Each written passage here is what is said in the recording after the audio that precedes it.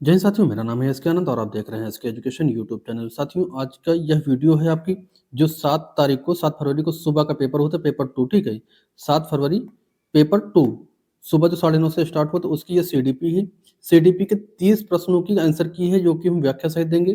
तो वीडियो को लाइक और शेयर जरूर करिएगा और चैनल को सब्सक्राइब करिए। चलिए देखते हैं आज की वीडियो का पहला प्रश्न। साथियों, पहला प्रश्न कह रहा है, निम्नलिखित कथनों को पढ़िए। ये कथन और कारणों से संबंधित प्रश्न है। अभिकथन ए कह रहा है, खराब लेखन क्षमता वाले छात्रों को अक्सर उनके शिक्षकों द्वारा बौद्धिक रूप से अक्षम के रूप में चित्रित किया जाता है। ठीक है, और कारण कह रहा है कि शिक्षकों के अंतर्निहित पूर्वग्रह होते हैं और छात्रों के सीखने के व्यवहार के कारण व्यवहार में धारणा रखते हैं जो छात्रों के विकास को प्रभावित कर सकते हैं। ठीक है, तो ये कथन और कारण है। इससे रिलेटेड जो आपके विकल्प हैं ये रहे। सही विकल्प आपको चुनना है। पहला विकल्प कह रहा है ए सही है, आर गलत है। सेकंड कह रहा है ए और आर दोनों गलत हैं। थर्ड ऑप्शन कह रहा है कि ए और आर दोनों सही हैं, ए आर की सही व्याख्या करता है। फोर्थ कह रहा है ए और आर दोनों सही हैं, लेकिन ए आर की सही व्याख्या नहीं करता है। तो इसका साथियों सही जवाब हो जाएगा आपका ऑप्शन थर्ड। ठीक है, ऑप्शन जो थर्ड है आपका, ये आपका सही जवाब हो जाएगा। ए और आर दोनों सही हैं, ए आर की सही व्याख्या करता है। अगला क्वेश्चन है क्वेश्चन नंबर 2। कह रहा है, निम्नलिखित में से कौन सा कक्षा में विविधता को बढ़ावा देने के लिए उपयुक्त तरीका नहीं है। तो जब भी निगेटिव वे में पूछे यानी कि नहीं के संदर्भ में, तो आप सीधा इसको नहीं को अंडरलाइन किया करिए। जो निगेटिव वाला ऑप्शन होगा आंसर वही आपको बताना होगा, पॉजिटिव वाला यहाँ पे नहीं देना है। ठीक है, तो ध्यान देना। निगेटिव में कह रहा है कि विद्यार्थियों की पृष्ठभूमि और संस्कृतियों के आधार पर पूर्वाग्रह के अनुकूलन व्यवहार करना। दूसरा कह रहा है, अलग अलग पृष्ठभूमि और संस्कृतियों के व्यक्तियों के बातचीत करने के लिए विद्यार्थियों को अवसर प्रदान करना।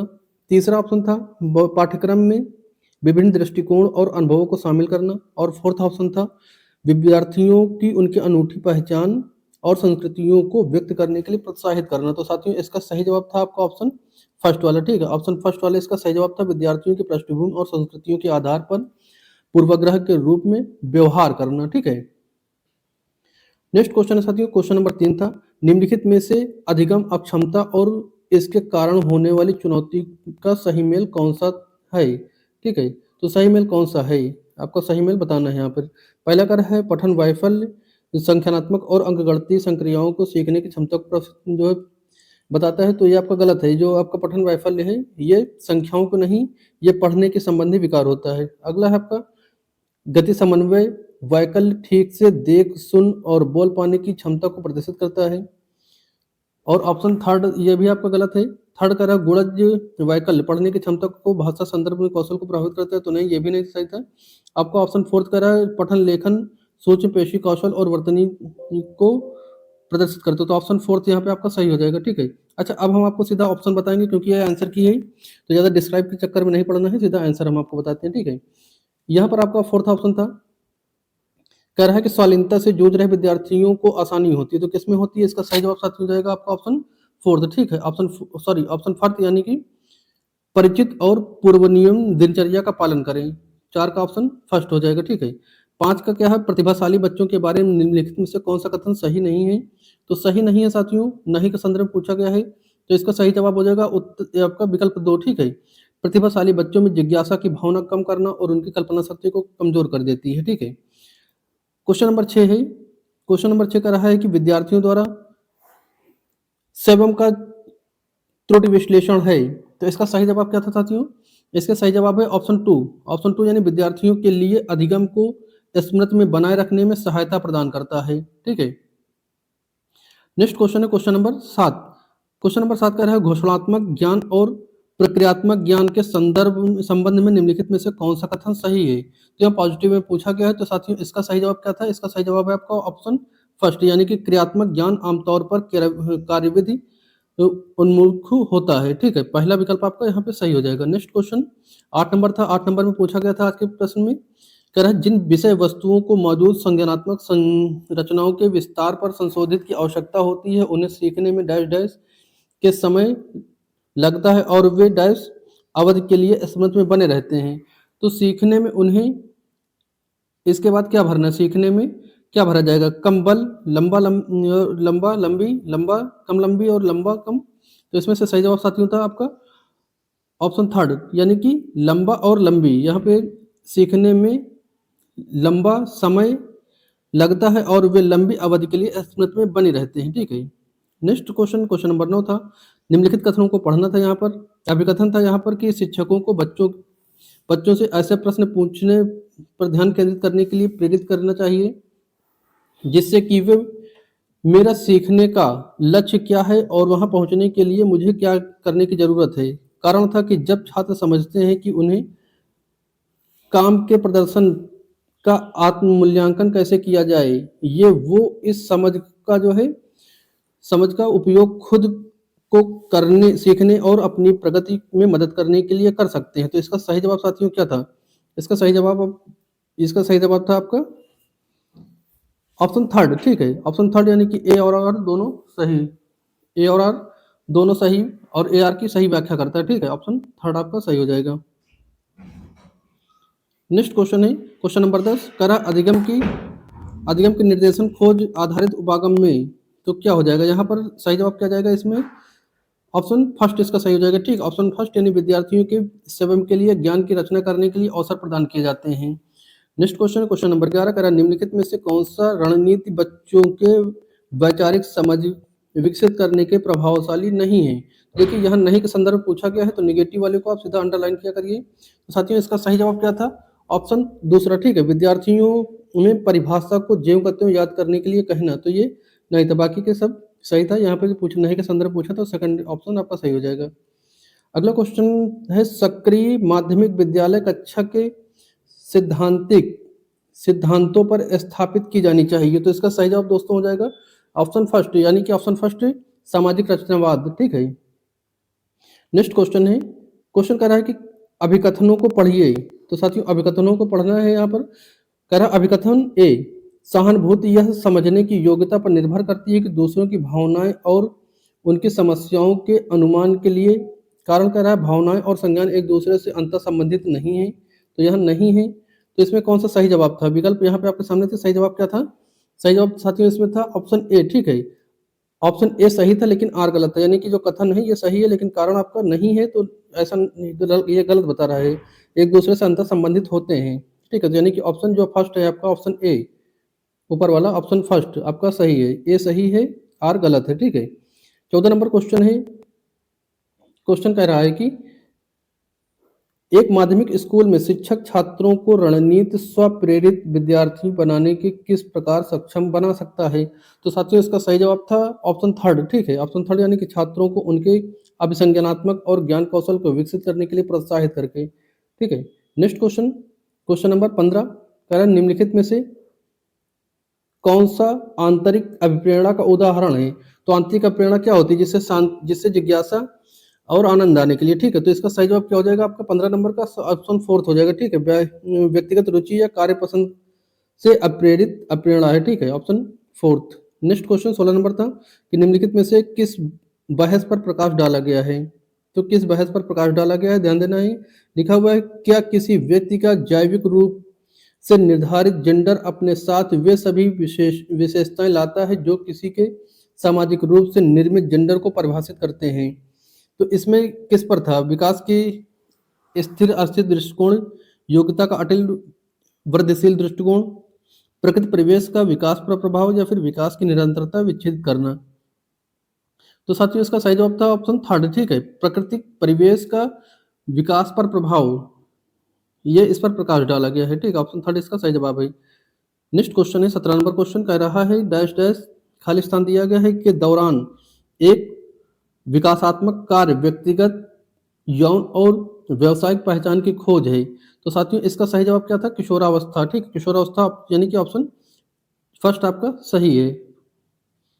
नेक्स्ट क्वेश्चन है 18 नंबर क्वेश्चन, कथन और कारण से संबंधित है। ये कथन कारण से संबंधित प्रश्न कह रहा है कि अभिकथन ए, बच्चे समाज के मूल्यों मानदंडों को संप्रत्यय और प्रत्यक्ष रूप से सीखते हैं।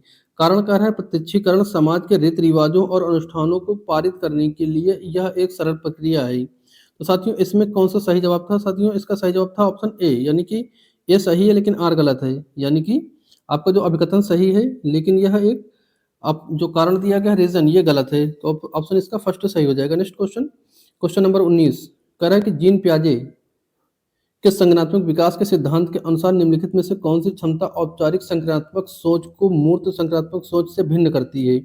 तो क्या वस्तु स्थायित्व, प्रतीकात्मक खेल, अमूर्त तर्क या फिर संरक्षण? तो साथियों इसका सही जवाब क्या हो जाएगा? अमूर्त तर्क। ठीक है, अमूर्त तर्क यानी कि ऑप्शन थर्ड आपका इसका सही हो जाएगा। नेक्स्ट क्वेश्चन है क्वेश्चन नंबर 20। क्वेश्चन कह रहा है कि जीन पियाजे के महत्वपूर्ण आलोचनात्मक आलोचना यह है कि वह विकास पर डैश डैश के प्रभाव पर पर्याप्त रूप से विचार करने में विफल थे। तो जीन पियाजे किस पर? अनुभव पर, क्रिया पर, परिपक्वता पर, संस्कृत पर। तो साथियों इसका सही जवाब जाएगा आपका संस्कृत पर। ठीक है, ये विफल रहे हैं। संस्कृत के बारे में किसने बताया? तो वाइगोस्की ने बताया है, इन्होंने नहीं बताया। नेक्स्ट क्वेश्चन 21 नंबर कह रहा है निम्नलिखित में से कौन सी एक सुमेलित युग्म है? तो जो सही है वो बताना है। तो इसमें साथियों सही क्या था आपका? ऑप्शन थर्ड है। ऑप्शन थर्ड यानी कि दंड और आज्ञाकारिता उन्मूलक बुरे परिणाम से बचाओ, ये आपका ऑप्शन थर्ड सही था। ठीक है, 22 नंबर था। 22 नंबर क्वेश्चन पूछा गया था आपका कि जीन पियाजे और लेवाइगोस्की के दृष्टिकोण में कौन सा मान्यता समान है? तो ऑप्शन इसमें कौन सा सही जवाब है? साथ इसका सही जवाब है दंड और एक मिनट, ये बच्चे अर्थ निर्माण और प्रक्रिया में शामिल होते हैं। ठीक है, तो ऑप्शन थर्ड आपका सही ऑप्शन हो जाएगा। नेक्स्ट क्वेश्चन है क्वेश्चन नंबर 23। क्वेश्चन नंबर 23 कह रहा है कि लेवाइगोस्की प्रस्तावित किया था कि, तो क्या प्रस्तावित किए थे लेवाइगोस्की महोदय ने? तो इन्होंने कहा था कि बच्चों में बहुत क्षमता होती है जिसमें वो कार्य भी शामिल होते हैं जिन्हें वे दूसरे को सहयोग से कर सकते हैं, यानी कि ऑप्शन थर्ड आपका सही हो जाएगा। ऑप्शन थर्ड है आपका, ये आपका सही हो जाएगा। सॉरी, ऑप्शन आपका सेकंड है।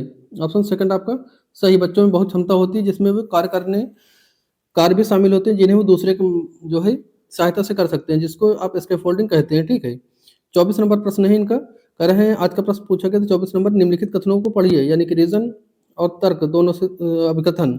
अभिकथन कह रहा है बुद्धि परीक्षण और विस्तारित अवलोकन के संचालन का उद्देश्य बच्चों की विशिष्ट आयाम और क्षमताओं में तुलना करना। कारण कह रहा है कि बुद्धिमत्ता एक जन्मजात क्षमता है और इसे पोषित नहीं किया जा सकता। तो साथियों इसका सही जवाब क्या था? इसका सही जवाब है आपका दूसरा विकल्प। दूसरा विकल्प यानी कि ए और आर दोनों गलत है। ठीक है, ए और आर दोनों गलत है, कथन और कारण दोनों गलत है आपके। ठीक है, क्वेश्चन नंबर 25 में पूछा गया था एक शिक्षिका जो अपने माध्यमिक स्कूल की कक्षा में सचेत रूप से जेंडर के वैज्ञानिक उदाहरण लेती है, वह कोशिश कर रही है, तो क्या कर रही है?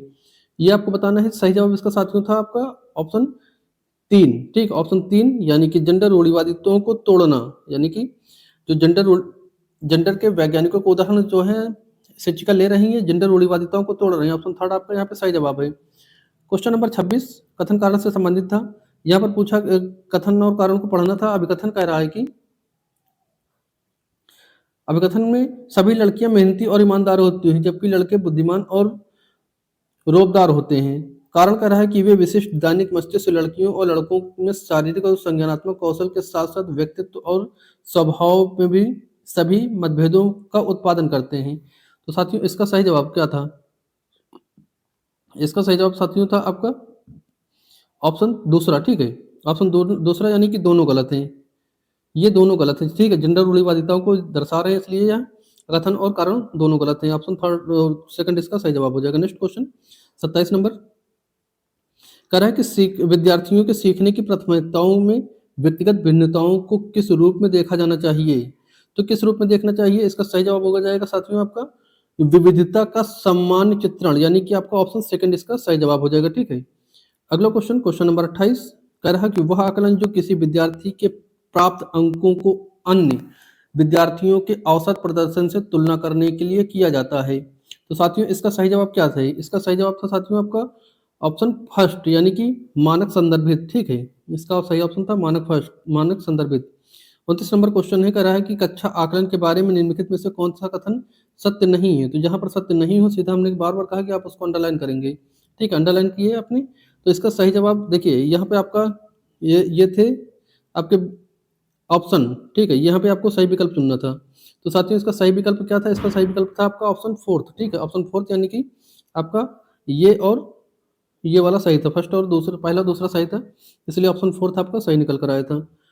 नेक्स्ट क्वेश्चन है, निम्नलिखित में से कौन सा प्रश्न विद्यार्थियों के उच्च स्तरीय आलोचनात्मक और संश्लेषणात्मक चिंतन कौशल को बढ़ावा देता है? तो कौन सा बढ़ावा देता है? इसका सही जवाब था साथियों आपका ऑप्शन थर्ड। ऑप्शन थर्ड यानी कि एक ही घटना को दर्शाने वाले दो अखबारों के लेखों में निहित मान्यताओं की पहचान करें। तो ये थी साथियों आपका सीडीपी के आंसर की।